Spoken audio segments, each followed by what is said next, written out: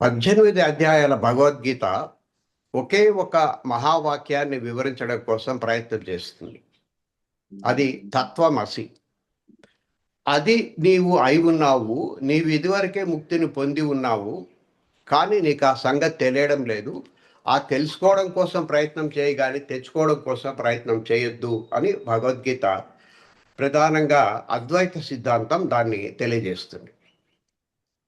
అయితే ఈ జీవుడు నేను పరమాత్మని తెలుసుకోవడం కోసం చేసే ప్రయాణంలో 3 ద్వారాలు ఉన్నాయి. చాలామంది పొరపాటున వాటిని 3 దారులు అనుకొని పొరపాటు పడుతూ ఉంటారు. ఆ 3 ద్వారాలు ఏమిటంటే, ఒకటి కర్మ, రెండవది భక్తి, మూడవది జ్ఞానం. చాలామంది వీటిని 3 ద్వారాలు అనుకోకుండా దారులు అనుకొని కేవలం కర్మ మార్గం అనుసరిస్తే సరిపోతుంది అని కొంతమంది అనుకుంటున్నారు. కేవలం భక్తి మార్గం అనుసరిస్తే సరిపోతుందని కొంతమంది పొరపాటు పడుతున్నారు. కొంతమంది కేవలం జ్ఞాన మార్గమే చాలు అని చెప్పి అనుకుంటున్నారు. వాస్తవానికి ఈ 3 అవసరమే. ఈ 3 ద్వారాలు దాటాలి. అది కూడా వరుస క్రమంలోనే దాటాలి. మొట్టమొదట కర్మ మార్గాన్ని దాటిన తర్వాతనే భక్తి మార్గంలోకి ప్రవేశించాలి. పాత రోజుల్లో ప్రత్యేకించి ఉపనిషత్తులు వీటిని మార్గాలు అని పిలిచేది కాబట్టి దారులు అని పొరపాటు పడుతున్నారు. ఈ సంగతి గ్రహించినటువంటి శ్రీకృష్ణుడు వీటికి రెండు మార్పులను చేసి వాటిని యోగాల కింద మార్చినాడు. కాబట్టి మొదటి 6 అధ్యాయాలని ఆయన కర్మ మార్గము అనకుండా కర్మ యోగము అంటాడు. యోగం అంటే ఆత్మ పరమాత్మల యొక్క సంయోగానికి దారి తీసేది అని చెప్పారు. అక్కడ ఆయన చేసిన ప్రధానమైన మార్పులు ఏమిటంటే, ఒకటి నిష్కామ కర్మ, మరొకటి కర్మ సన్యాసం. వీటిని అనుసరించినప్పుడే ఆ మొదటి ద్వారాన్ని మనం దాటడానికి వీలవుతుంది. అప్పుడు మాత్రమే మనము ఎవరము, మన నిజస్వరూపం ఏమిటి, నేను శరీరము మనస్సు కాకపోతే నేను ఎవరిని అని తెలుసుకోవడానికి మనకు సాధ్యమవుతుంది. మెల్లిమెల్లిగా ఎక్సర్సైజులన్నీ ఫాలో అవుతున్నట్లయితే మన నిజ స్వరూపాన్ని మనం 3వ కంటితో చూసుకోవడానికి కూడా వీలవుతుంది. అది అయిన తర్వాత, దాన్ని సాధించిన తర్వాత 2వ ద్వారం మనకు ఉపయోగపడుతుంది. అక్కడ కూడా 2 మార్పులను చేసి శ్రీకృష్ణుడు దాన్ని భక్తి మార్గము కాకుండా భక్తి యోగం కింద మార్చివేసినాడు. దాంట్లో ప్రధానమైనది సగుణ బ్రహ్మ ఆరాధన. చుట్టూ ఉండేటువంటి ప్రతి వస్తువు, ప్రతి వ్యక్తి, ప్రతి పక్షి, ప్రతి ప్రాణి కూడా ఆ పరమాత్మ నుంచి ఉద్భవించినవే. అయితే పైన ఉండేటువంటి రూపాలు, నామాలు వేరువేరుగా ఉన్నాయి. మనం ఆ నామరూపాలను పక్కన పెట్టి చూసినట్లయితే మనకు లోపల ఉండేది ఒకటే అన్న సంగతి తెలుస్తుంది. కానీ మన దృష్టి ఎంతసేపు నామరూపాల మీద నిలబడిపోవడం వల్ల అవి వేరు వేరు అని చెప్పే భావంలో మనం ఉన్నాం అని చెప్పి ఆయన తెలియజేసినాడు.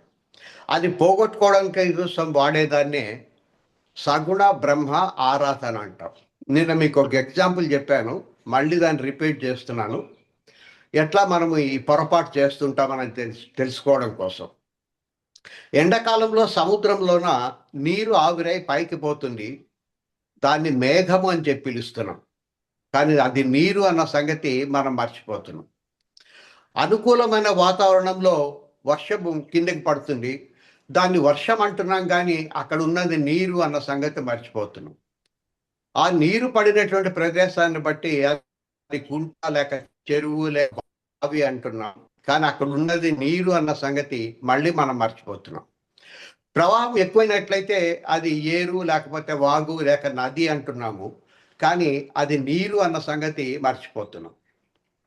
అయితే ఈ నదీనాం సాగరో గతి కాబట్టి ప్రతి నది కూడా ప్రవహించి తిరిగి సముద్రాన్నే చేరుకుంటుంది. సముద్రాన్ని చేరుకునేంత వరకు అది గోదావరి నది. సముద్రంలో కలిసిపోయింది అంటే గోదావరి చనిపోతుంది, ఇంకా గోదావరి ఉండదు, అది సముద్రం అయిపోతుంది. అంటే నదిగా చనిపోతుంది, సముద్రంగా అది బతికిపోతుందని చెప్పి అర్థం. అన్నిట్లో ఉన్నది నీరే, కానీ మనం రకరకాలైన పేర్లతోటి చూడడం వల్ల నామరూపాలను మాత్రం పట్టుకుంటున్నాము, దాని మూల పదార్థమైన నీటిని మనం వదిలేస్తున్నాం. కాబట్టి మనకు కనిపించే ప్రతి ప్రాణిలో కూడా, ప్రతి వస్తువులో కూడా అవన్నీ కూడా శక్తి యొక్క గడ్డగట్టిన రూపాలే బయట కంటికి కనిపించేటివి అని భావించి ప్రతి వ్యక్తిని ప్రతి వస్తువుని కూడా శక్తి శక్తి శక్తి అని అనుకుంటా ఉండినట్లయితే అది కంటి కనపడకపోయినప్పటికీ భిన్నత్వం నుంచి ఏకత్వానికి దారితీస్తుంది. శక్తి చైతన్యము, శక్తి జ్ఞానము ఎప్పుడూ కలిసే ఉంటాయి, ఒక జ్యోతిలోని వెలుతురు వేడి మాదిరి. కాబట్టి ఎప్పుడైతే అది మనకు శక్తి అని అవగతం అవుతుందో మెల్లిమెల్లిగా మనం శక్తి దగ్గర నుంచి చైతన్యం దగ్గరికి లేక పరమాత్మ దగ్గరికి మనం చేరుకోగలుగుతాం. మనం కేవలం చేయాల్సింది మన మనసులో దృష్టిలో మార్పు చేసుకోవడమే. ఎటువంటి ప్రయత్నము ఎటువంటి కష్టము చేయాల్సిన అవసరం లేదు. అర్థం చేసుకుంటూ ముందుకు పోవడం మాత్రమే మనం చేయాల్సిన పని. ఈ ప్రయత్నం చేస్తున్నప్పుడు మొదట మనం ఎవరో తెలుసుకుంటాము, జీవాత్మ అంటే ఎవరు అనేది. భక్తి యోగంలోనేమో పరమాత్మ అంటే ఎవరు అనేది తెలుసుకుంటాము. పరమాత్మ అంటే దేవుడు కాదు, భగవంతుడు కాదు, కంటి కడపనటువంటి అనంతంగా విస్తరించినటువంటి చైతన్యము లేక తెలివితేటలు అని చెప్పి తెలుసుకుంటాం. ఇప్పుడు మనము జ్ఞానమే అని తెలుసుకున్నాము, మన నిజ స్వరూపము జ్ఞానమే, ఆ దేవుడి యొక్క నిజ స్వరూపం కూడా జ్ఞానమే అని చెప్పి తెలుసుకున్న తర్వాత ఈ రెండింటిని కలపడం తేలిక. అయితే ఈ రెండింటిని కలపడంలో మనకు అనేక పొరలు అడ్డంగా ఉన్నాయి. ఆ పొరలు ఎట్లా తొలగించుకోవాలని చెప్పేదాన్నే జ్ఞాన మార్గము అని చెప్పి మనం పిలుస్తాం. ఈ జ్ఞాన మార్గంలో ప్రధానంగా ఉపనిషత్తులు మనకు నిర్దేశిస్తాయి. దాదాపు 1008 ప్రసిద్ధమైన ఉపనిషత్తులు ఉన్నాయి. దాంట్లో ఒక 108 ఉపనిషత్తులను టీటీడీ వాళ్ళు ప్రచురించినారు. కానీ ప్రధానంగా ఒక 10 ఉపనిషత్తులకు మాత్రమే అందరూ భాష్యాలు రాసినారు, వివరణ కూడా ఇచ్చినారు. ఆ 10 ప్రధాన ఉపనిషత్తుల యొక్క సారాంశాన్ని తెలుసుకోవడం కోసం మనం ప్రయత్నం చేస్తున్నాం. ఏ ఒక్క ఉపనిషత్తును పట్టుకున్నా కూడా ఈ జీవుడు పరమాత్మే అన్న సంగతి అనుభవంలోకి రావడానికి ఏం చేయాలని చెప్పి చెప్తుంది. అట్లాంటప్పుడు ఇన్ని ఉపనిషత్తులు ఎందుకు, ఏదో ఒక్క ఉపనిషత్తు ఖచ్చితంగా మాకు చెప్తే సరిపోతుంది కదా అని చెప్పి మనకు సందేహం ఏర్పడుతుంది. అయితే మనముండే పరిస్థితిని బట్టి, మనకుండేటువంటి తెలివితేటలను బట్టి ఒక్కొక్కరికి ఒక్కొక్క రకంగా ఉపయోగపడతాయి. కాబట్టి ఇన్ని ఉపనిషత్తులను వివరించాల్సిన పరిస్థితి ఏర్పడింది. ఎవరైనా సరే సముద్రంలో ఉంటే అతను సముద్రంలోంచి బయటకు రావడానికి సైకిల్ కానీ లేకపోతే మోటార్ సైకిల్ కానీ కారు కానీ ఇస్తే ఉపయోగమేం లేదు. అతనికి పడవ సహాయమే అవసరం అవుతుంది. ఎడారిలో ఉన్న అతనికి వంట సహాయమే అవసరం అవుతుంది. కాబట్టి వాళ్ళ పరిణితిని అనుసరించి వాళ్ళకి సరిపోయింది ఎంపిక చేసుకుంటారని చెప్పి ఒక ప్రధానమైనటువంటి ఉపనిషత్తులను మనకు వివరిస్తారు. ఈ ఉపనిషత్తుల్లో ఈ 9 అడ్డంకులు బయటైనా అవే, లోపలైనా సరే పరమాత్మను వెతుకుంటప్పుడు. కానీ మనం ప్రధానంగా లోపలే వెతుకోవడం కోసం ప్రయత్నం చేయాలి. ఎందుకంటే అంతర్ముఖ సమారాధ్య బహిర్ముఖ సుదుర్లభ అని లలితా సహస్రనామాల్లో నామం. బయట లోపల పరమాత్మ ఉన్నప్పటికీ కూడా బయట పట్టుకోవడం చాలా చాలా చాలా కష్టము. అదే లోపల ఉండే పరమాత్మను పట్టుకోవడం తేలిక. కాబట్టి దానికోసం ప్రయత్నం చేయండి అని చెప్పి చెప్తాం. ఆ ఉండేటువంటి అవరోధాలు ఏమిటి, వాటిని ఎట్లా తొలగించుకోవాలని తెలుసుకోవడం కోసం ఇప్పుడు ప్రయత్నం చేస్తున్నాం. ఉండే అవరోధాలు 9. వీటినే నవరాత్రులు అని చెప్పి పిలుస్తారు, లేక నవ ఆవరణలు అని చెప్పి పిలుస్తారు. ఇవి ఒకదాని చుట్టూ ఒకటి లోపల మధ్యలో జ్ఞానము లేక మన నిజ స్వరూపం ఉంటే దాని చుట్టూ ఉల్లిపాయ మాదిరి పొరలు పొరలుగా ఉన్నట్టుగా పైన పొరలు ఉంటాయి. ఈ పొరలన్నిటినీ ఒక వరుస క్రమంలోనే తొలగించుకుంటూ పోవాలి. ఆ తొలగించుకునే క్రమం ఏమిటంటే స్థూలము దగ్గర నుంచి శూన్యం దగ్గరికి మనం ప్రయాణం చేయాలి.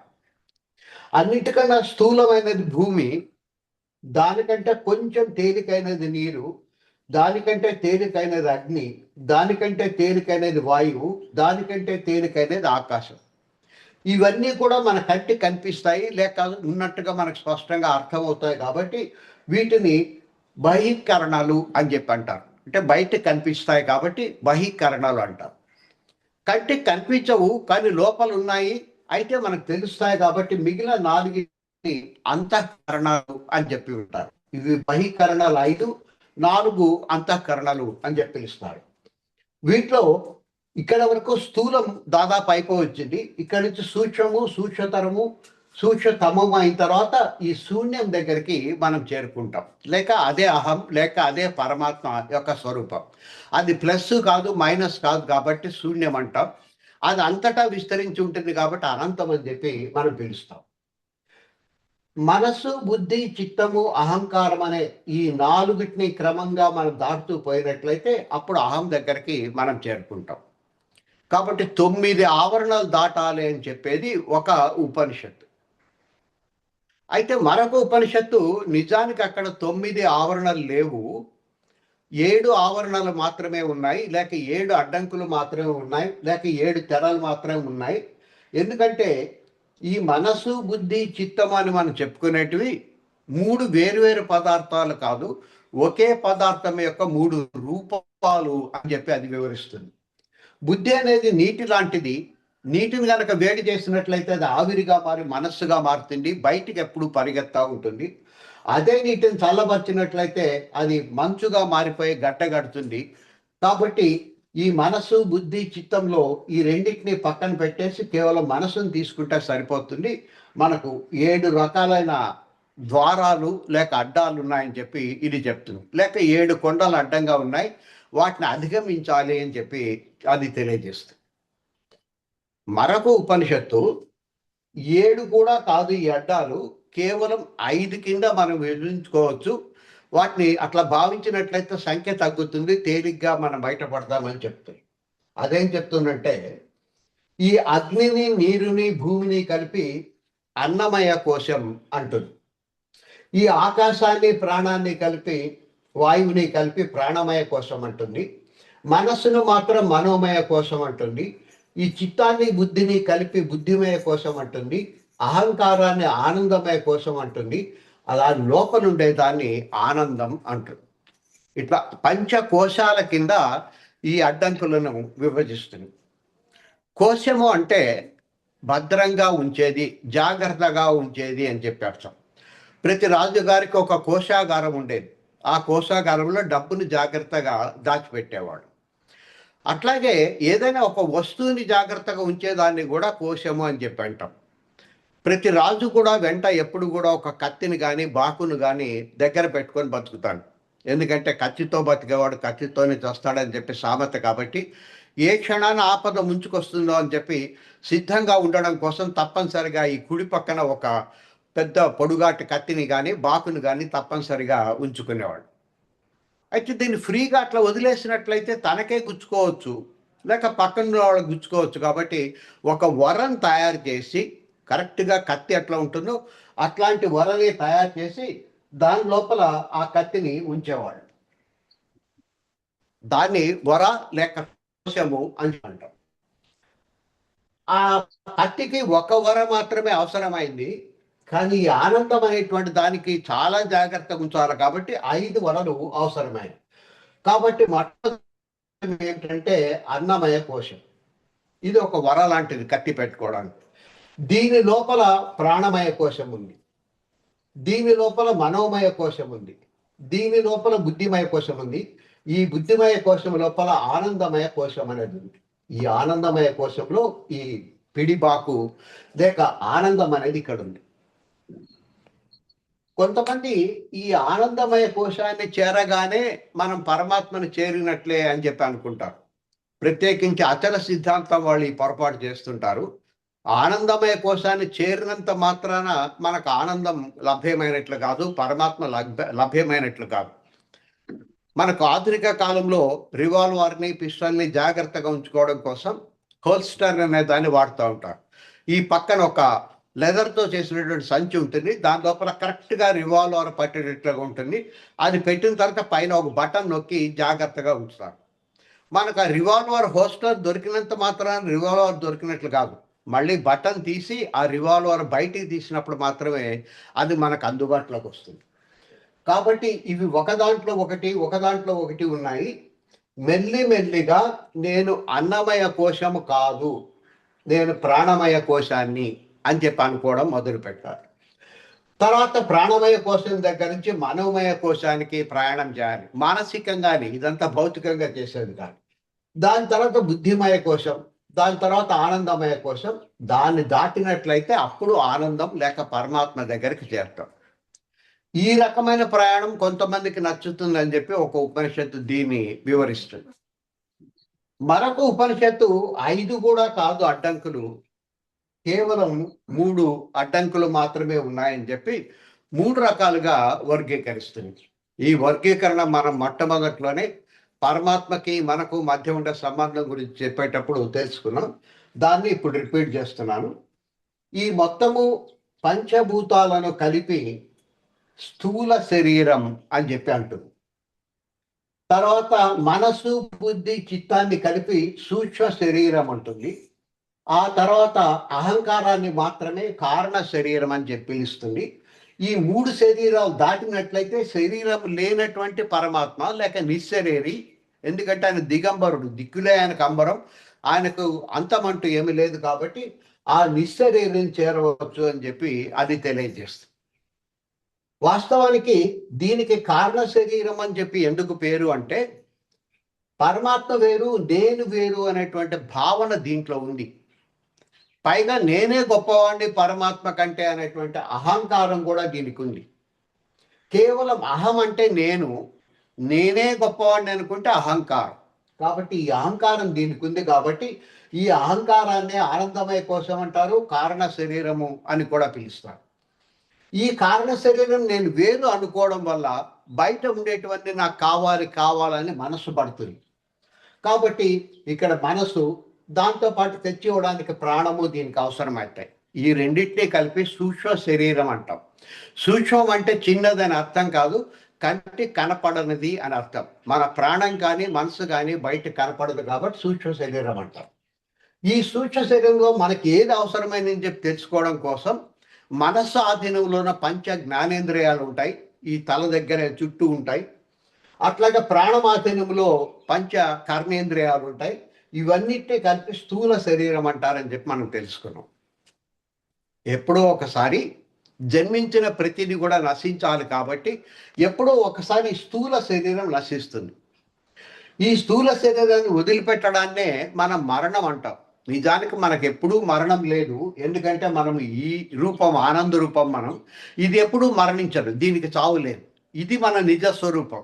ఇది కాదు నేను శరీరం అనే భావనలో ఉన్న వాళ్ళకి అది మరణం అని చెప్పి నేర్చడం మొదలు పెడతారు. మరణం అంటే కేవలం స్థూల శరీరాన్ని వదిలేయడమే. వదిలేసిన తర్వాత మళ్ళీ సూక్ష్మ శరీరం అనేది మనకు ఏర్పడుతుంది. అది మన కంటికి కనిపించదు కానీ చూడగలిగిన వాళ్ళకి అది కనిపిస్తుంది. అది ఈ రకమైన ఆకారంలో ఉంటుంది. 2 పుచ్చాలు, ఒక పుచ్చం ఉంటుంది, 2 రెక్కలు ఉంటాయి, ఒక తల ఉంటుంది. దీన్ని సూక్ష్మ శరీరం అంటాం. ఈ సూక్ష్మ శరీరంలోనే మనస్సు, ప్రాణము 2 ఉంటాయి. ఈ మనస్సేమో మనము ఈ ఉన్నంత కాలము ఏమేమి పనులు చేసినాము, మంచి పనులు ఏమిటి, చెడ్డ పనులు ఏమిటి అనేది చెప్తా ఉంటుంది. దాన్ని బట్టి స్వర్గానికి పోవాలా, నరకానికి పోవాలా అని చెప్పినట్లయితే దాన్ని ప్రాణం అక్కడికి తీసుకొని పోతుంది. పోయినప్పుడు ఆ సూక్ష్మ శరీరం ఎటువంటి ఫలితాలను పొందదు. కేవలం కారణ శరీరం మాత్రమే ఆ చేసిన తప్పులకు శిక్షను అనుభవిస్తుంది, లేక చేసినటువంటి మంచి పనులకు స్వర్గ సౌఖ్యాలను కూడా ఇది మాత్రమే అనుభవిస్తుంది. మంచి పనులకు వచ్చినటువంటి ఫలితాన్ని చాలా తేలిగ్గా అనుభవిస్తుంది, కానీ కష్టాలను అనుభవించలేక యాతన పడుతుంది. కాబట్టి దీనికి మరొక పేరు ఏమిటంటే యాతన శరీరము అని చెప్పి పిలుస్తారు. ఇక్కడ మనం గమనించాల్సిన అంశం ఏమిటంటే మన నిజ స్వరూపము ఇవి కాదు, ఇవి కాదు అని చెప్పి మెల్లిమెల్లిగా వాటిని వదిలించుకోవడం మొదలు పెడితే భౌతికంగా ఏం బయటికి తీసి పారాల్సిన అవసరం లేదు. కేవలం మానసికంగా అనుకోవడం మొదలు పెట్టినట్లయితే మెల్లిమెల్లిగా వీటి నుంచి విడిపడి ఇక్కడికి చేరుకుంటాము అని చెప్పారు. అందుకనే మనము ఈశాక్రియలోన నేను ఈ శరీరం కాదు, నేను ఈ మనస్సును కాదు అని ఇక్కడ వరకు మనం అనుకోవడం మొదలుపెట్టాం. అంటే మెల్లిమెల్లిగా ఇవి కాదు కాదు అన్న సంగతి మనం అర్థం చేసుకుంటున్నాం. ఇది వాస్తవం. ఇన్ని రోజులు పొరపాటున నేను ఈ శరీరము ఈ మనస్సు అని చెప్పి అనుకుంటున్నాం. ఆ పొరపాటులోంచి ఇప్పుడు బయటపడడం కోసం మనం ప్రయత్నం చేస్తున్నాం. అనుకోంగా యద్భావం తద్భావతి. కాబట్టి మెల్లిమెల్లిగా దీంట్లోంచి మార్పు వచ్చి చివరికి కారణ శరీరాన్ని కదా వదిలించుకొని ఈ జీవితంలోనే మనం పరమాత్మ యొక్క అనుభూతిని పొందడానికి సాధ్యమవుతుంది. వాస్తవానికి ఈ 3 శరీరాలు అనే భావననే క్రిస్టియానిటీ కూడా గ్రహిస్తుంది. దాన్నే స్వీకరించి ప్రచారం చేస్తుంది. అయితే చాలా మందికి క్రిస్టియన్స్ కూడా ఆ సంగతి తెలియదు. క్రిస్టియానిటీలోన క్రాస్ని ప్రధానంగా పూజ చేస్తారు. కానీ క్రాస్ అన్నప్పుడు అది ఎట్లా ఉంటుందంటే ఇట్లా ఉంటుంది. ఎక్స్ మాదిరి ఉండేది దాన్ని క్రాస్ అని చెప్పి పిలుస్తాం. అయితే అక్కడ వాళ్ళు పూజ చేసేది ఇట్లాంటిది కాదు. ఇట్లా నిలువుగా ఉండి ఒక అడ్డగీత ఉండేదాన్ని పూజ చేస్తారు. పోనీ దీన్ని ప్లస్ అని అందామా అంటే ఇది ప్లస్ కాదు. ఎందుకంటే ప్లస్‌కి అయితే మధ్యలో అడ్డగీత ఉండాలి గానీ పైన ఉండకూడదు. కానీ వాస్తవానికి దీని యొక్క అర్థం ఏమిటంటే ఇంగ్లీష్‌లో నేను అనడానికి ఐ అనేటువంటి అక్షరాన్ని ఉపయోగిస్తారు. ఐ అంటే నేను. అయితే ఇది నిజమైన నేను కాదు. అబద్ధపు నేను. ఈ నిజమైన లేనులోన ఈ అబద్ధపు నిజ నేనులోనే నిజమైనటువంటిది ఉంది. దాన్ని వెతుక్కోవాలని చెప్పి ఆ క్రాస్ చెప్తుంది. అట్లా వెతుక్కోవాలంటే ఏం చేయాలంటే దీన్ని 3 భాగాలు చేసుకొని ఈ కింద ఉన్నది స్థూల శరీరము. దీన్ని కొట్టేయాలి అంటే క్రాస్ చేయాలి. ఆ పైన ఉండేది సూక్ష్మ శరీరం. దీన్ని కూడా కొట్టేయాలి. ఈ రెండింటిని కొట్టేసినట్లయితే ఈ మిగిలింది ఏదైతే ఉంటుందో ఇది నిజమైనటువంటి ఐ. ఇది నిజమైన నేను ఇది అని చెప్పడం కోసమే ఆ క్రాస్ మనకు వాళ్ళకి తెలియజేస్తుంది. అయితే దాన్ని ఏదో ఒక యాంత్రికంగా పూజ చేస్తున్నారు. అసలు ఆ నిలువుగా ఉండే దాన్ని క్రాస్ అని ఎందుకు అంటారని చెప్పి చాలా మందికి అర్థం కాదు. ఈ నిజమైన నేను తెలుసుకోవడమే మన ఉద్దేశం అని చెప్తుంది. అంతేకాదు ఈ నిజమైన నేను పట్టుకున్నట్లయితే అదే జీవము, మార్గము, సత్యము అని కూడా ఒక వాక్యం ఉంది బైబిల్లో. సామాన్యంగా చాలా చర్చిలకు బయట రాసి ఉంటుంది.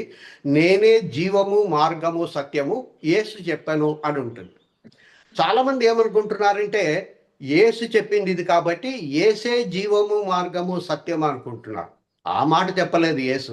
యేసు ఏం చెప్తున్నాడంటే ఈ అబద్ధపు ఐలోంచి నిజమైనటువంటి నేనును పట్టుకోండి. ఆ నేనును గట్టిగా పట్టుకున్నట్లయితే అదే జీవము, అదే మార్గము, అదే సత్యం. ఇది సత్యం అంటే శాశ్వతంగా ఉంటుంది. అది ఎప్పుడూ జీవించే ఉంటుంది. దీని ద్వారానే మనం పరమాత్మ దగ్గరికి చేరుకోవడానికి, మన పరలోకపు తండ్రికి లేక పరిశుద్ధాత్మ దగ్గరికి చేరుకోవడానికి అవకాశం ఏర్పడుతుందని చెప్పి అర్థం. కానీ రొటీన్‌గా పోతున్నారు చర్చికి, చేస్తున్నారు తప్ప ఆ ప్లస్ ఆకారంలో ఉండేదాన్ని ఎందుకు క్రాస్ అంటారన్న సంగతి వాళ్ళకు కూడా తెలియదు. కానీ మనకు తెలిసి ఇప్పుడు మనం కూడా ఇదే దారిని అనుసరిస్తున్నాము. ముందు మానసికంగా నేను ఈ స్థూల శరీరం కాదు. ఆ పొరపాటు మొదటి నుంచి చేస్తున్న అనేక జన్మలు బట్టి చేస్తున్న పొరపాటుని తొలగించుకోవడం కోసం ప్రయత్నం చేస్తున్నాం. నేను ఈ శరీరం కాదు, ఈ మనస్సును కాదు అని అనుకోవడం మొదలుపెట్టాం. అప్పుడు క్రమక్రమంగా మనం ఇక్కడికి చేరుకోవడానికి సాధ్యం అవుతుంది. ఇది ఒక్క రోజులో వచ్చేది కాదు. క్రమక్రమంగా మనసులో భావన ఏర్పడాలి. ఎప్పుడైతే అది ఏర్పడుతుందో మనం ఈ శరీరం నుంచి డిలింక్ అయిపోతాం. నేను ఈ శరీరము అనుకున్నట్లయితే దీనికి ఇప్పుడు 81 సంవత్సరాలు. కాబట్టి నా వయస్సు, కాళ్ళ నొప్పులు, కీళ్ళ నొప్పులు ఇవన్నీ గుర్తొస్తాయి. నేను ఈ శరీరం కాదు లోపలుండే 18 సంవత్సరాల పరమాత్మ అంశాన్ని అనుకుంటే నాకు ఎక్కడ లేని ఉత్సాహం వస్తుంది. కాబట్టి మన నిజ జీవితంలో కూడా వెంటనే మార్పు వస్తుంది. బట్ కొంత సమయం అనేది తప్పదు. ఇట్లా ఒక ఉపనిషత్తు 3 రకాలుగా మాత్రమే మనకు అడ్డంగా ఉంది. మనకు ఆయనకు 3 తెరలు అడ్డంగా ఉన్నాయి. అవి దాటితే సరిపోతుందని చెప్పేది ఒక ఉపనిషత్తు. ఇంకొక ఉపనిషత్తు 3 కూడా కాదు. 2 అడ్డంకులు ఉన్నాయి మనకు ఆయనకు అని చెప్తుంది. అదేం చెప్తుందంటే ఈ శరీరాన్నంతా కూడా స్థూల శరీరాన్నంతా కూడా క్షర పురుషుడు అని చెప్పి పేర్కొంటుంది. క్షర అంటే నశించిపోయేది అని చెప్పి అర్థం. అక్షర అంటే నశించనది అని అర్థము. క్షర అంటే నశించిపోయేది అని చెప్పి అర్థం. ఈ శరీరం ఎప్పుడో ఒకసారి నశించిపోతుంది. ఈ శరీరంలో నేనున్నానని చెప్పి అనుకుంటున్నావు. నిజానికి లోపల ఉండేది పరమాత్మ అంశం. ప్రస్తుతానికి శరీరంలో బందీగా ఉంది. ఇది ఒక జైలు మాదిరి లేక ఒక పంజరం మాదిరి ఉంది. ఆ పంజరంలో ప్రస్తుతానికి పరమాత్మ అంశం ఉంది. అయితే ఇది ఎప్పుడో ఒకసారి నశించిపోతుంది. అందుకని దీన్ని క్షర పురుషుడు అన్నారు. పురుషుడు అంటే మగవాళ్ళు అని చెప్పే అర్థం కాదు. ఒక పురము లేక ఒక పట్టణము లేక ఒక పంజరము అని చెప్పే అర్థం. ఒక పంజరములో బందీ అయి ఉన్నాము. కానీ ఈ బయట ఉండేటువంటి పంజరం ఎప్పుడో ఒకసారి తప్పనిసరిగా రాలిపోతుంది. దాని లోపల ఉండేటువంటి సూక్ష్మ శరీరాన్ని, కారణ శరీరాన్ని కలిపి అక్షర పురుషుడు అని చెప్పి పిలుస్తుంది. ఇక్కడ అక్షర అంటే శాశ్వతంగా ఉండేది అని చెప్పి అర్థం కాదు, చాలా కాలం పాటు ఉండేది అని చెప్పి అర్థం. ఎందుకంటే మనం ఈ స్థూల శరీరాన్ని వదిలేసిన తర్వాత వెంటనే పరమాత్మలో చేరిపో. మళ్ళీ మనకు అడ్డంగా రెండు ఉన్నాయి. సూక్ష్మ శరీరం ఒకటి, కారణ శరీరం ఒకటి ఉంది. ఈ సూక్ష్మ శరీరమేమో మనం చేసిన తప్పప్పుల ప్రకారము స్వర్గానికి పోవాలా, నరకానికి పోవాలా అని తీసుకుపోతుంది. అక్కడ అనుభవించాల్సిన సంతోషాన్ని కానీ దుఃఖాన్ని కానీ ఇది అనుభవిస్తుంది. అయితే ఇది పూర్తిగా అనుభవించదు కాబట్టి మళ్ళీ ఒక జన్మ తీసుకోవాల్సిన అవసరం ఏర్పడుతుంది. మళ్ళీ ఒక స్థూల శరీరాన్ని తొడుక్కొని మళ్ళీ భూమి మీద మనం జన్మిస్తాం. అంటే నిరంతరం తిరుగుతూ ఉంటాం. ఎంతకాలం అంటే ఈ సూక్ష్మ శరీరము, కారణ శరీరం అంటే అడ్డంగా ఉన్నంతసేపు. కానీ రెండింటినీ విడిగా చూడాల్సిన అవసరం లేదు.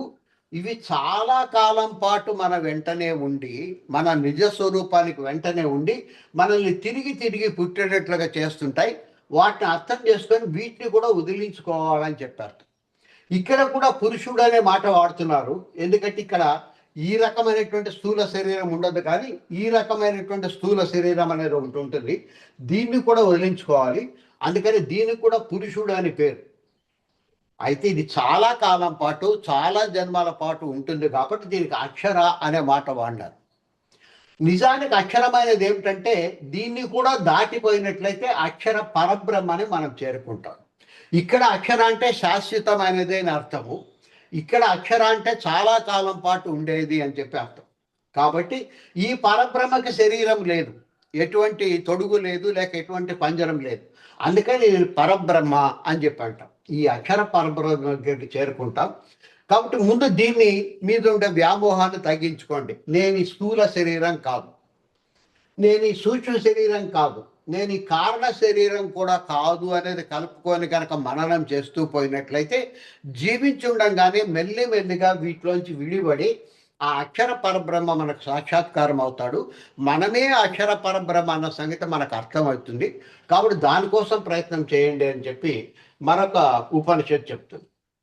ఇంకొక ఉపనిషత్తు ఈ అడ్డంకులు రెండు కూడా కాదు, ఒకే ఒక అడ్డంకి మాత్రమే, దాన్ని జాగ్రత్తగా అర్థం చేసుకుంటే చాలు అని చెప్తుంది. ఆ రోజుల్లో శ్రీకృష్ణ పరమాత్మ ఈ భగవద్గీతను అర్జునుడికి చెప్పేటప్పుడు కేవలం అర్జునుడిని మాత్రమే, లేక కేవలం క్షత్రియులను మాత్రమే దృష్టిలో పెట్టుకొని చెప్పలేదు. బ్రాహ్మణులు, శూద్రులు, వైశ్యులు, వ్యవసాయదారులు, వ్యాపారస్తులు అందరికీ పనికొచ్చేట్లుగా చెప్పడం కోసమే ఇన్ని రకాలుగా ఉపనిషత్తులు తయారు చేయబడినవి. అందుకని దాంట్లో కొన్ని ప్రధానమైన వాటిని శ్రీకృష్ణుడు తీసుకొని తిరిగి ఉపదేశిస్తూ ఉన్నాడు. ఎవరికి ఏ భాషలో చెప్తే అర్థమవుతుందో చెప్పడం కోసం ఒక్కొక్క దాన్ని ఉదాహరణగా తీసుకుంటాడు. రైతుకు చెప్పాల్సి వచ్చినట్లయితే ఈ రకమైనటువంటి ఎక్స్ప్లెనేషన్ అతనికి ఏమీ బోధపడదు. అందుకని శ్రీకృష్ణుడు రైతుల కోసం ప్రత్యేకంగా ఏం చెప్తాడంటే, ఈ 9 అడ్డంకులు కూడా, ఈ 9 అంశాలు కూడా కలిపి ఒకే ఒక మాట, ఇది క్షేత్రం, నేను క్షేత్రజ్ఞుడి, లేక ఇది పొలము, నేను విత్తనాన్ని అని చెప్పి ఒకే ఒక మాటలో సింపుల్గా చెప్తాడు.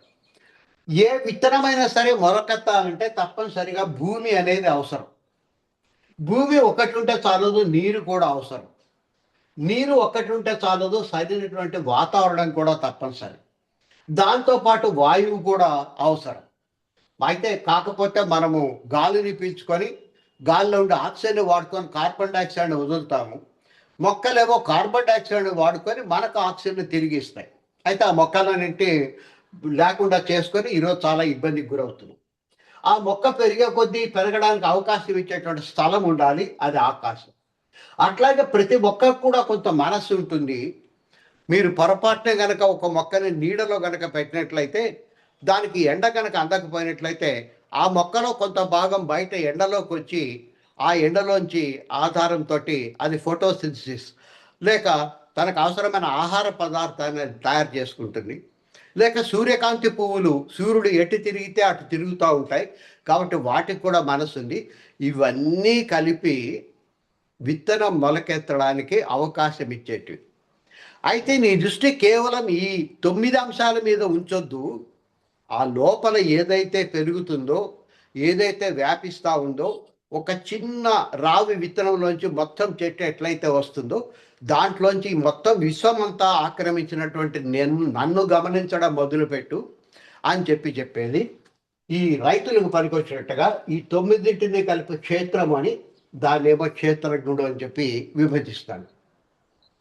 ఇంకొంచెం ముందుకు పోయి దీన్ని అర్థం చేసుకోవడం కోసం ఆయనని పురుషుడుగా మిగిలినంతా ప్రకృతి లేక స్త్రీ కింద వర్ణిస్తాడు. అట్లయితే అర్థమవుతుంది. ఒక్క నిమిషం.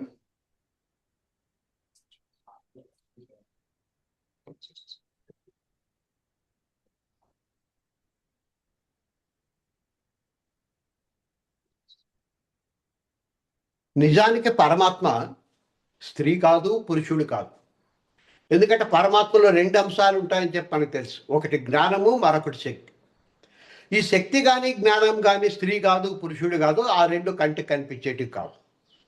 కానీ కాసేపు అట్లా అనుకున్నట్లయితే మనకు సృష్టి యొక్క భావన తెలుస్తుంది. దేన్ని వదిలిపెట్టి దేన్ని పట్టుకోవాలి, దేని సహాయంతో దేన్ని పట్టుకోవాలని తెలుస్తుందని చెప్పి ఆ రకమైన విభజన చేస్తాడు.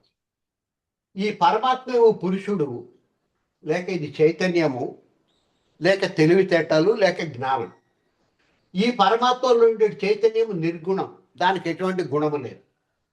కానీ పరమాత్మ అనే దాంట్లో ఈ చైతన్యంతో పాటు శక్తి అనేది ఒకటి ఉంది. ఆ శక్తి ఏమో సగుణం. దాంట్లో 3 గుణాలు ఉన్నాయి: సత్వము, తమో గుణము, రజో గుణం. దీంట్లో సకారాన్ని, తకారాన్ని, రకారాన్ని కలిపి ఈంకారం చేర్చినట్లయితే ఇది స్త్రీ అవుతుంది. కాబట్టి కాసేపు శక్తిని స్త్రీ అనుకో.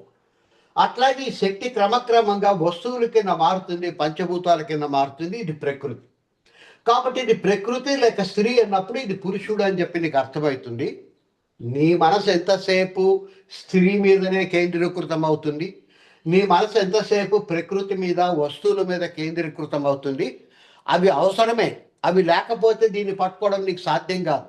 ఇదొక నిచ్చెన లాంటిది, ల్యాడర్ లాంటిది. అయితే నువ్వేం చేస్తున్నావు అంటే నిచ్చెనలో మొదటి మెట్టు, రెండో మెట్టు దగ్గరకు పోయి అక్కడే చతికిలో పడిపోయి చాలా బాగుంది, ఈ కింద ఉండే దానికంటే కొంచెం పైకి వచ్చినాను, నాకు అన్నీ కనిపిస్తున్నాయని చెప్పి ఇక్కడతో ఆగిపోతున్నావు. దయచేసి ఆగిపోవద్దు. ఈ కనిపించే వస్తువులతోటి, కనిపించే ప్రకృతి సహాయంతో కనిపించినటువంటి గుణాల దగ్గరికి రా, లేక శక్తి దగ్గరికి రా. శక్తి దగ్గర నుంచి నువ్వు ఆ శక్తి చైతన్యం కలిసి ఉండే స్థితిని చేరుకోవాలి. కాబట్టి దీన్ని చేరుకోవాలంటే వీటి దగ్గర ఆగిపోకూడదు, ప్రపంచం దగ్గర ఆగిపోకూడదు, వీటి సహాయంతో అక్కడికి చేరాలి అని చెప్పేది మరొక ఉపనిషత్తు. అయితే చాలామంది సన్యాసం తీసుకునేవాడు ఈ ప్రకృతిని లేక ఈ ప్రపంచాన్ని ద్వేషించి ఇదంతా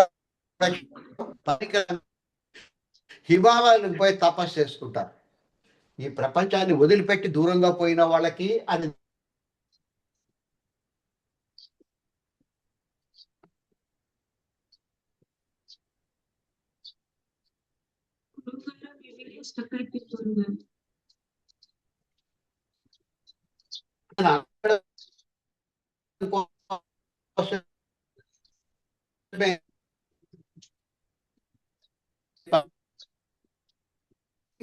దొరకదు. ఎందుకంటే వాళ్ళు ఇక్కడిక్కడే వాళ్ళు ప్రయత్నం చేయాలి. అందుకని మెల్లిమెల్లిగా ప్రపంచంలో ఉంటూనే తామరాకు మీద నీటి బొట్టు మాదిరిగా ఉంటూ ఈ ప్రపంచం పట్ల ఉండే వ్యామోహాన్ని మానసికంగా తొలగించుకుంటూ మానసిక సన్యాసం తీసుకోవాలి. నిజమైన సన్యాసం కాదు. దీని పట్ల క్రమక్రమంగా విముఖత, దీని మీద పెద్ద ఇంపార్టెన్స్ ఇవ్వకుండా అవసరమైన వరకు మాత్రమే వాడుకుంటూ క్రమక్రమంగా ఈ కనిపించే వస్తువులన్నీ కూడా శక్తే కదా అనే భావనని మనలో డెవలప్ చేసుకోవాలి. అప్పుడు భిన్నత్వం నుంచి ఏకత్వం దగ్గరకు వస్తాం. ఈ ఏకత్వం దగ్గర నుంచి 18ని కలిపి మనం ఆ పురుషుడి దగ్గరికి, లేకపోతే చైతన్యం దగ్గరికి, లేక జ్ఞానం దగ్గరికి పోవడానికి సాధ్యమవుతుంది.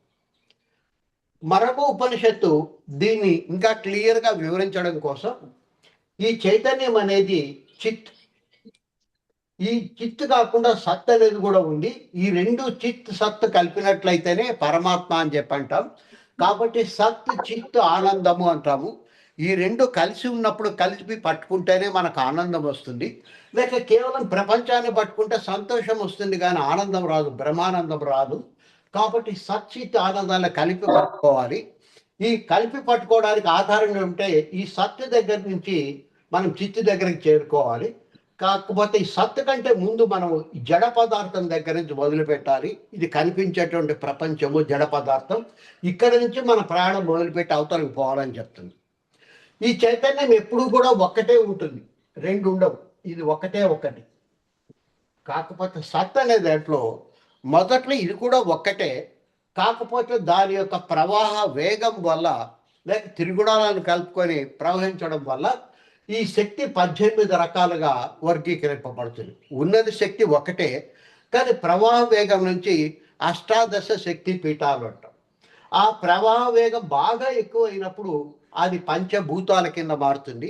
ఈ పంచభూతాలను మాత్రమే మనం చూడగలం, దీన్ని చూడలేము, దీన్ని కూడా మనం కంటితోటి చూడలేము. అనుభవించగలం కానీ చూడలేము.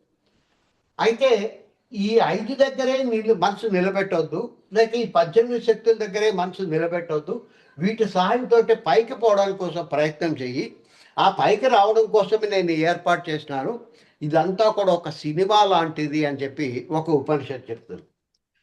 మనకి ఈ 5 మాత్రమే గంటి కనిపిస్తాయి. లేక సినిమా తెర మీద హీరో, హీరోయిన్, విలను, లేక వాళ్ళ తల్లిదండ్రులు, ఇట్లా కొద్ది మంది మాత్రమే సినిమా తెర మీద మనకు కనిపిస్తూ ఉంటారు. పైకి సినిమా కనిపిస్తుంది, కానీ ఈ కనిపించే వాళ్ళతో పాటు వెనక పనిచేసే వాళ్ళు చాలామంది ఉంటారు.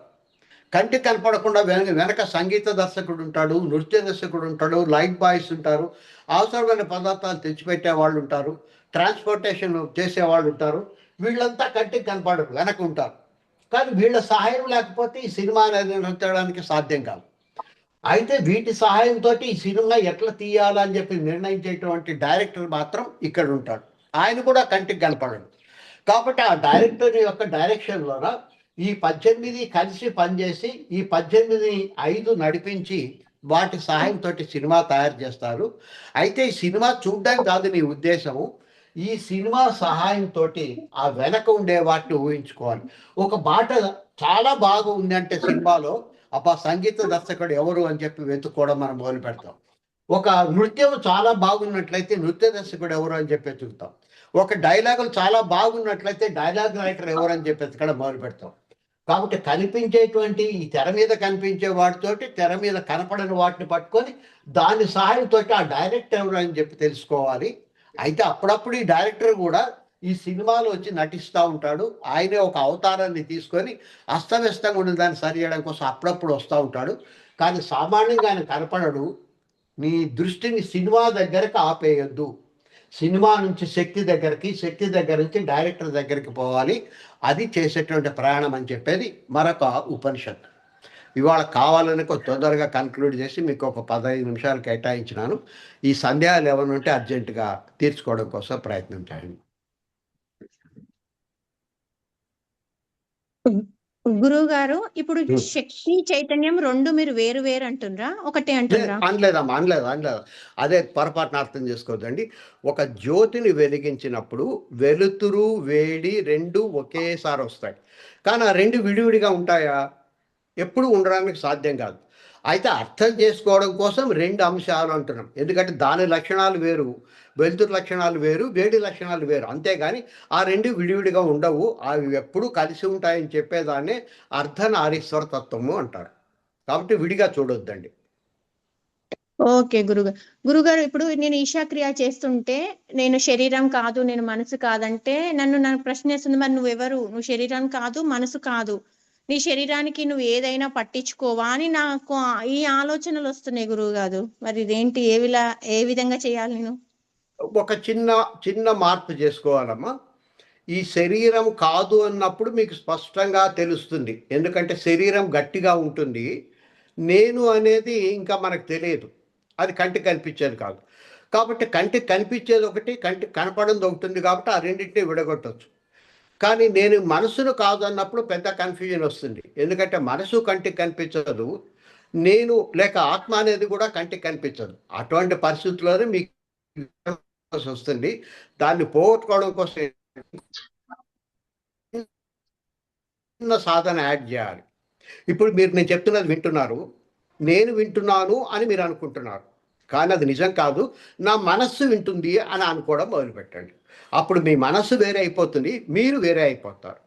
అట్లాగే నన్ను ఇప్పుడు చూస్తున్నాను అని చెప్పి అనుకుంటున్నారు, నేను చూస్తున్నాను అనుకుంటున్నారు, కాసేపు అది పక్కన పెట్టి నా మనస్సు ఆయన్ని చూస్తుంది అని చెప్పాను. అంటే నేను అనేది వేరైపోతుంది, నీ మనస్సు అనేది వేరైపోతుంది.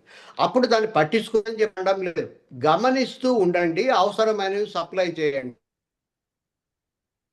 కానీ నేను వేరు, శరీరం వేరు, మనసు వేరు అనే మూడు ఉన్నాయని చెప్పి గ్రహించండి. ఆ మూడిట్లో నేను అనేది ఇది సాక్షిగా చూస్తూ ఉంటుంది. శరీరానికి అవసరమైనవి సప్లై చేస్తుంది, మనసుకు అవసరమైనవి సప్లై చేస్తుంది. ఆ సప్లై అవుతుందని గమనిస్తూ ఉంటుంది, సాక్షిగా ఉంటుంది తప్ప అదే జోక్యం చేసుకోదు. కాబట్టి చిన్న మార్పును చేసుకొని పరిశీలించడం మొదలుపెట్టండి. గురువు గారు నమస్తే అండి. ఇంకా మనం ఇవన్నీ ఏ వయసు నుంచి నమస్తే. స్టార్ట్ చేయొచ్చండి? మనం ఇప్పుడు గృహస్థాశ్రమంలో ఉంటాము, ఇలాంటివి చేయడానికి ఏ వయసు ఎలాగా అన్నది బాధ్యతలు అయిపోయాక మొదలెట్టాలి. దీనికి వయస్సు నిబంధనలు ఏమీ లేవన్నా, ఎందుకంటే ఇదంతా మనస్సుతో చేసేది కాబట్టి ఏ వయసులోనైనా సరే స్టార్ట్ చేయొచ్చు. అయితే చేసేటప్పుడు ఈ గృహస్థాశ్ర ధర్మంలో ఉండి ఎప్పుడు ఏది చేయాలి, ఎట్లా చేయాలని చేయడం కోసం ఈ క్లాసులు అయిపోయిన తర్వాత లాస్ట్ డే 15th 16th డేన మీకు ఒక టైం టేబుల్ మాదిరి ఇస్తాను. పొద్దున ఏం చేయాలి, మధ్యాహ్నం ఏం చేయాలి, మాస్టర్ యొక్క ప్రవచనాలు ఏం చేసుకుంటే సరిపోతుంది అని ఇస్తాను. ఏ వయసు వాళ్ళైనా కూడా చేసుకోవచ్చు. దాంట్లో ఆ వయసుకు సంబంధించి మనకు చేతన అవుతుందా లేదా చూసుకోండి. వృద్ధాప్యంలో ఉండినట్లయితే మనం పద్మాసనం వేసుకోలేం, కాబట్టి దానికి బదులు ఆల్టర్నేటివ్ ఎత్తుకుంటాం. కాబట్టి ఏ వయసు వాళ్ళనే చేసుకోవచ్చు. చిన్నప్పటి నుంచి దీన్ని స్టార్ట్ చేసుకోవడం మంచిది. మన కర్మ కొద్దీ మన పిల్లలకు చాలా రోజులు బట్టి ఈ సంస్కృతిని గురించి నేర్పించలేదు కాబట్టి మనం ఈ దౌర్భాగ్య స్థితిలో ఉన్నాం. కాబట్టి ఎన్ని వయసుల వాళ్ళు స్టార్ట్ చేయొచ్చు. గురుగారు నేను ఇప్పుడే అది అడగబోతున్నా, మీరే చెప్తున్నారు అన్నట్టు. మీరు క్లాస్ చివర్లో ఇస్తా అంటే కష్టం కదా గురుగారు, మధ్యలో ఇప్పుడే మాకు చెప్పండి, మేము అలవర్చుకుంటాం కదా మీతో ఉన్నప్పుడే, క్లాస్ వినేటప్పుడే. మళ్ళీ నెక్స్ట్ మంత్ క్లాస్ అటెండ్ అవుతామా? అమ్మా, ఎందుకంటే నా క్లాసులు ఈ మనకు ఈ జ్ఞాన మార్గము కూడా అయిపోయిన తర్వాత చేసి టైం టేబుల్ ఇవ్వాలి. కాబట్టి టైం టేబుల్ అనేది చివరిలో ఇస్తా. ఎందుకంటే ఇప్పుడు మీకు చాలా చేయమని చెప్పేశా. ఒకటి ఈశాక్రియ చేయమని చెప్పా, ఇంకొక పక్క శ్వాసక్రియలు 3 రకాలు చెప్పాను. ఇవన్నీ చెప్పిన తర్వాత ఏది ఎప్పుడు అని కొంచెం గందరగోళ స్థితిలో ఉంటారు. అట్లా భక్తి మార్గంలో ఒకటి చెప్పాను, ఆ కనిపించేటువంటి అంతా కూడా పరమాత్మ అనుకోవడం అని చెప్పి. ఇవన్నిటి ఒక వరుస క్రమంలో ఎట్లా చేయాలని చివరిలో చెప్తేనే అర్థమవుతుంది, కానీ మధ్యలో చెప్తే ఆర్డర్లోకి రాదు. కొంచెం ఓపిక పట్టండి. ఈ టైం టేబుల్ అయిన తర్వాత మళ్ళీ ఒక 2 క్లాసులు నేను తీసుకుంటాను. ఏది, ఈ లలితా సహస్రనామాల కోసం. అప్పుడు లేక ఒక క్లాసు మీ డౌట్స్ కోసం వదిలిపెడతాను. అప్పుడు మళ్ళీ అన్ని క్లారిఫై చేసుకోండి, ఏమి ఇబ్బంది లేదు. అదే కరెక్ట్ అయిన ప్రొసీజర్ కూడా. గురువు గారు మీ క్లాస్ లో ఎక్కువ స్ట్రక్ అవుతోందండి. అది మాకు మళ్ళీ ఎప్పుడు లింక్ అవుతుందా అన్న ఇది పట్టుకుంటుంది, కంటిన్యూటీ ఉండట్లేదు. వేరే క్లాసుల్లో బానే ఉంటుంది గురుకుల వాళ్ళవి, అది కొంచెం మీరు. మనకేమైందంటమ్మా, మనకు నెంబర్ చాలా ఎక్కువ ఉండడం వల్ల ఎక్కువ మంది దాని మీద స్ట్రెస్ చేస్తారు. ఏమంటారంటే ఆ పవర్ మీద ఎక్కువ మంది ఆధారపడడం, సర్వర్ మీద ఎక్కువ మంది జాయిన్ అవుతారు కాబట్టి కొంచెం లోడ్ ఎక్కువైపోతుంది. అందుకని మధ్య మధ్యలో స్ట్రక్ అవుతుంది. అందుకే పరిష్కార మార్గంగా నేనేం చేస్తున్నానంటే ఈ క్లాసులన్నీ కూడా రికార్డ్ చేయిస్తున్నాను. క్లాసులన్నీ అయిపోయిన తర్వాత మొత్తం మీకు ప్లేలిస్ట్ పెడతాను. మళ్ళీ మీరు తాపీగా ఖాళీగా ఉన్నప్పుడు మెల్లిమెల్లిగా మొత్తం చూసుకోవచ్చు. కాబట్టి ఆ సౌకర్యం చివరిలో కలిగిస్తాను. క్లాసులన్నీ అయిపోయినాక ప్లేలిస్ట్ మీకు అందుబాటులోకి వస్తుంది.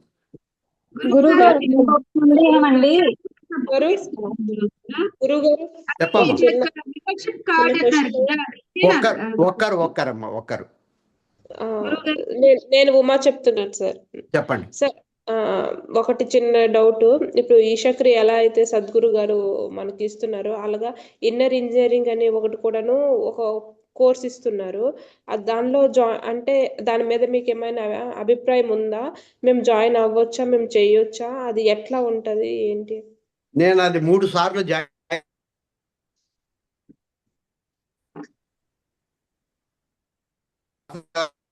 వాయిస్ బ్రేక్ అయింది గురువు గారు. అయ్యో, నేను వినలేకపోతున్నా. మీరు మాట్లాడేది రావట్లేదు గురువు గారు. ఇలా అయితే మాకు కంటిన్యూటీ పోతుంది. ఈశాక్రియ అనేది ఆ చేతిలో ఏం లేదు, ఇది నేను చేయగలిగింది. ఒక్కసారి నేను మ్యూట్ చే. ఓకే, ఇప్పుడు వినిపిస్తున్నామా? వినిపిస్తుంది. ఈశాక్రియలో నేను చెప్పిన ఈశాక్రియ అది అందరూ తీసుకోవచ్చు. దానికి రిస్ట్రిక్షన్ లేదు. కానీ మీరు చెప్పిన ఇన్నర్ ఇంజనీరింగ్ అనేది ఆ గురువు దగ్గర మాత్రమే, అంటే వాళ్ళు వస్తారు ఇక్కడికి పెద్ద పెద్ద టౌన్స్కి తీసుకోవాలి. అది కూడా బాగా ఉపయోగపడుతుంది. నేను ఇప్పటికి 2 సార్లు దాన్ని కూడా అటెండ్ అయ్యాను. ఇది కాకుండా సుదర్శన క్రియ అని మరొకటి ఉంది. ఈ ఈశా క్రియ ఏమో జగ్గి వాసుదేవ్ గారు కోయంబత్తూరు ఆయన ఇస్తారు. ఆయన బతుకున్నారు కానీ వాళ్ళ శిష్యులు ఇస్తారు. అట్లాగే శ్రీశ్రీ గారు అని బెంగళూరులో ఉన్నారు, వాళ్ళది సుదర్శన క్రియ, అది కూడా ఉపయోగపడుతుంది. దాంట్లో కూడా జాయిన్ కాండి, కొన్ని కొత్త అంశాలు తెలుస్తాయి, మీకు సులభంగా తేలికగా అర్థమయ్యేటట్టుగా ఉంటుంది. అట్లాగే ఈ సమాధి చేరడానికి అది బాగా ఉపయోగపడుతుంది. ఈ రెండింటికంటే చాలా ముఖ్యమైన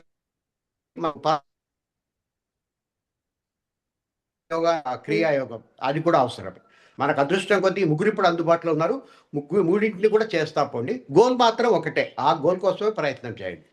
అదే అయితే ఇన్నర్ ఇంజనీరింగ్ అనేది అంటే మీ దృష్టి ప్రకారంగా మాకు యూజ్ అవుతుంది అంటారా, అవదా అంటున్నారా? అంటే ఎలా?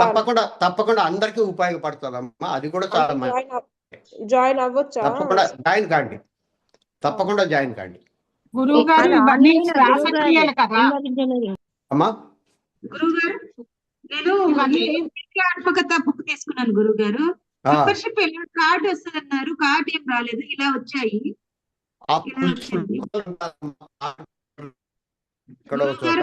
ఒకవేళ దొరకకపోయినా, అది కార్డు లేకపోయినా పర్వాలేదు, పుస్తకంలోన వాళ్ళది రాంచి అడ్రస్ ఉంటుంది.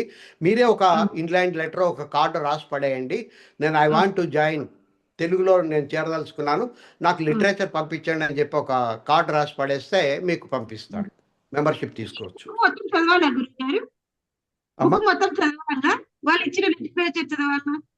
తప్పనిసరిగా చదవాలమ్మా. చదవడం కోసమే అసలు అనేక యూనివర్సిటీల్లో అది యాక్చువల్గా ఇంగ్లీషు, ఫ్రెంచి, జర్మనీలోన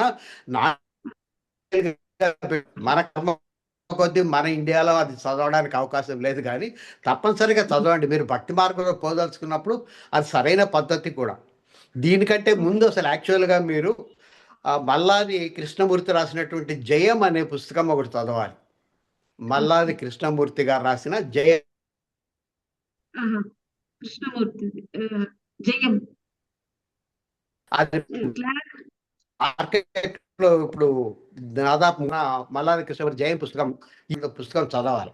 మిగిలినవి భారతం బ్రాహ్మణోట్లో పక్కన పెట్టండి, అవి కొంచెం ఎవరో గురువు దగ్గర నుండి ఎక్స్ప్లెయిన్ చేస్తే తప్ప లోతుకు పోలేరు. కానీ ఇవి డైరెక్ట్గా లోతుకు తీసిపోయేటువంటి గ్రంథాలు. జయం ఒకటి, దాని తర్వాత ఒక యోగి ఆత్మకథ, దాని తర్వాత ఉపనిషత్తులు, తర్వాత మనకు ఇంకా కొంచెం డెప్త్కు బయట భగవద్గీత అప్పుడు చదవాలి వాస్తవానికి, అప్పుడు కానీ అర్థం కాదు అది. కాబట్టి తప్పనిసరిగా మొత్తం చదవండి, తప్పేం లేదు కదా. తప్పు లేదు అంటే లిటరేచర్ అంటే వాళ్ళకు దగ్గరికి తీసుకోవడానికి లిటరేచర్ ఒకటి ఉపయోగపడుతుందా, లేకపోతే ఇది కూడా ఉపయోగపడుతుందా అని రెండు అడుగుతుంది. వాళ్ళు నెలకు ఒక 3 లెసన్స్ పంపిస్తారమ్మా, వాటిని కూడా చదివి ఆన్సర్ చేయాలి.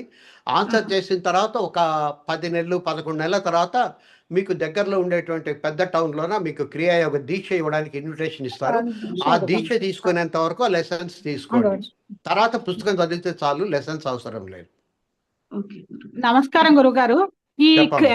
ఈ సుదర్శన క్రియ, ఈశావాళ్ళ క్రియ, ఇవన్నీ కూడా శ్వాస క్రియలు కదా, దీని వల్ల మనకి ఏ విధంగా ఆ స్థితికి చేరుకోగలం? దానివల్ల సాధ్యమవుతుందా? ఒక చిన్న మాట చెప్తున్నాను. కర్మ అంటే పని చేసేది, మనం చేసేది. క్రియ అన్నా కూడా చేసేదే. కానీ ఈ 2 పదాలకి చిన్న తేడా ఉంది. కర్మ అంటే మనం చేసేది, క్రియ అన్నప్పుడు గురువు మన లోపల ప్రవేశించి మంత్ర రూపంలోనో శబ్ద రూపంలోనో ప్రవేశించి మన లోపల ఏ మార్పులు చేయాలో ఆ మార్పులు ఆయన స్వయంగా చేస్తాడు. అందుకని దాన్ని క్రియ అంటాం. అట్లాంటి క్రియలు 3 మనకు అందుబాటులో ఉన్నాయి. ఈశా క్రియ ఒకటి, అదే ఇన్నర్ ఇంజనీరింగ్, నేను చెప్పింది కాదు, దానికంటే పైది ఉంది. అది ఇన్నర్ ఇంజనీరింగ్ ఈశా క్రియ ఒకటి, సుదర్శన్ క్రియ ఒకటి, క్రియాయోగం. ఈ 3టికే క్రియ అనే మాట వాడతారు. ఈ క్రియలు వాడినప్పుడు మనకు బయట సహాయం అవసరం లేకుండా గురువు మన లోపల, 3 గురువులు లోపల ప్రవేశించి మన శరీరంలో ఏమేం మార్పులు కలిగించాలో అవి చేస్తారు. కొంతమందికి ఎంత నిశ్చలంగా కూర్చొని ఆలోచిద్దాం అనుకున్నా కూడా అది మనసు చెదిరిపోతూ ఉంటుంది. అటువంటివన్నీ వాళ్ళు సరి చేస్తారు. కాబట్టి 3టిని కూడా ఉపయోగించడం మంచిది. అవి చాలా ఉపయోగపడతాయి. కలికాలంలో మనకు అద్భుతమైనటువంటి వరాలు అవి, తప్పనిసరిగా వాడుకోండి. గురువు గారు ఇప్పుడు ఇన్నర్ ఇంజనీరింగ్ అనేది తెలుగులో నేర్పిస్తున్నారు, అది కూడా ఫ్రీగా నేర్పిస్తున్నారంట. ఇప్పుడే మన గ్రూప్ లో ఎవరో మెసేజ్ చేశారు. ఓకే తప్పనిసరి, ఇంకా ఫ్రీగా వస్తే మరీ మంచిదే. అయితే ఈ ఫ్రీ అనగానే ఒక చిన్న ఏముంది ఉచితమే కదా అని 100 రూపాయలు కనుక ఫీజు కలెక్ట్ చేస్తే చాలా జాగ్రత్తగా క్లాస్ అటెండ్ అవుతాం, ఎందుకంటే అమ్మ 100 కట్టామని చెప్పి. 1000 రూపాయలు అయితే ఇంకా వదలకుండా కూర్చుంటాం. కానీ ఫ్రీ అనేసరికి మన వాళ్ళకి ఒక చిన్న న్యూనత భావం, అదేముందిలే తర్వాత చూసుకోవచ్చు, ఆ పని చేయొద్దండి. సిన్సియర్గా క్లాస్ అటెండ్ కాండి. చివరిలో ఒక 100 రూపాయలు అక్కడ ఫీజు కూడా వేయండి. ఇంకొక సందేహం, ఇప్పుడు ఈశాక్రియ కానీ ఏదైనా చేసినప్పుడు క్రోధం కానీ ఏదైనా ఇప్పుడు మనం ఎలా కంట్రోల్ చేసుకోవాలి? ఒకవేళ ఇప్పుడు పిల్లలు ఉన్నారు, మా ఇంట్లో బాబు ఉన్నాడు, బాబు పైన క్రోధం కంట్రోల్ చేసుకోవాలి. ఎందుకంటే మనం కామ్ గా ఉన్నప్పుడే కదా ఏదైనా నామజపం అవన్నీ చేయగలము. అది క్రోధం వస్తున్నది, ఆ టైంలో మన ఈ క్రోధాన్ని ఏమైనా కంట్రోల్ చేసుకోగలమా? అంటే ఏంటంటే నెగిటివ్ వేలోకి వెళ్ళిపోతున్నది అది. అందుకే బ్రహ్మముహూర్తంలో ఇవన్నీ ప్రాక్టీస్ చేయమని చెప్తారు, ఎందుకంటే అప్పుడు పిల్లలు లేరు, పక్కింటోళ్ళు లేరు, ప్రశాంతంగా ఉంటుంది. కాబట్టి బ్రహ్మముహూర్తాన్ని సెలెక్ట్ చేసుకోమంటారు.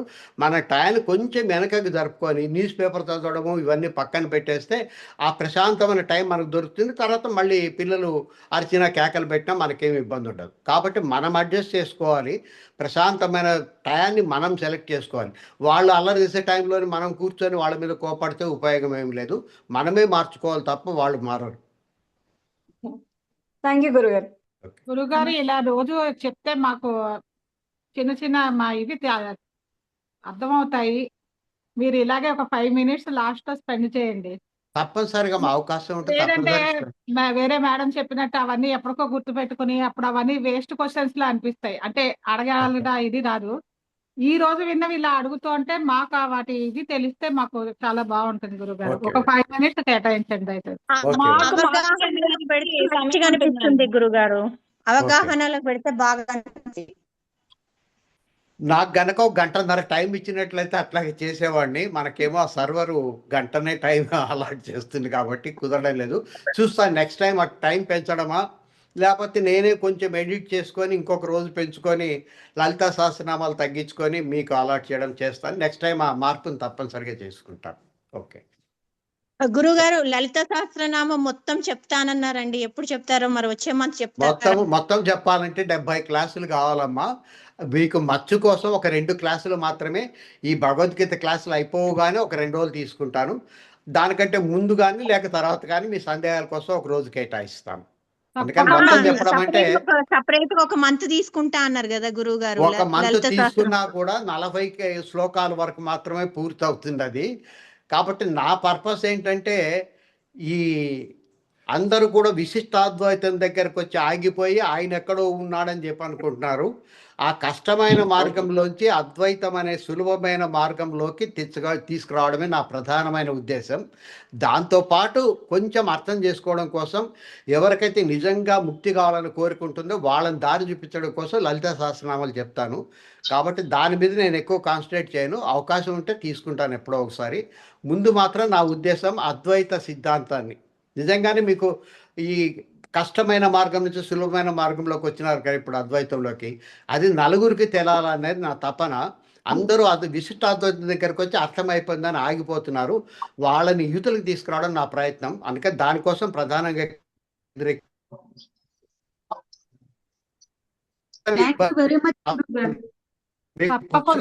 తప్పకుండా 2 క్లాసులన్నా చెప్పండి గురువు గారు. ఆ 2 క్లాసులు తప్పనిసరిగా చెప్తాను. ఆ 2 క్లాసులు చెప్తాను మీరు, ఎందుకంటే తర్వాత పరమార్థాలు ఎట్లా ఉంటాయని తెలుసుకోవడం కోసం తప్పనిసరిగా చెప్తాను. నేను పుస్తకాలు రెడీగా ఉన్నాయి. కాదు నా క్లాసెసే కావాలనుకున్నట్లయితే పాత రోజుల్లో చెప్పిన క్లాసెస్ ఉన్నాయి, మీరు అడగండి, రిక్వెస్ట్ పెడితే నాకు పర్సనల్ నెంబర్లోన మీకు ఆ లింక్ పంపిస్తాను. మొత్తం 70 క్లాసులు మీరు వినొచ్చు. అయితే నేను పర్సనల్గా ఉంటాను, రికార్డ్ చేసింది మాత్రమే వినొచ్చు. నాకు టైం అయిపోయింది, ఈ పూటకి సెలవు. నమస్కారం. జై శ్రీరామ్ గురుగారు. జై శ్రీరామ్. శ్రీరామ్ గురుగారు. జై శ్రీరామ్. జై శ్రీరామ్ సార్. జై శ్రీరామ్.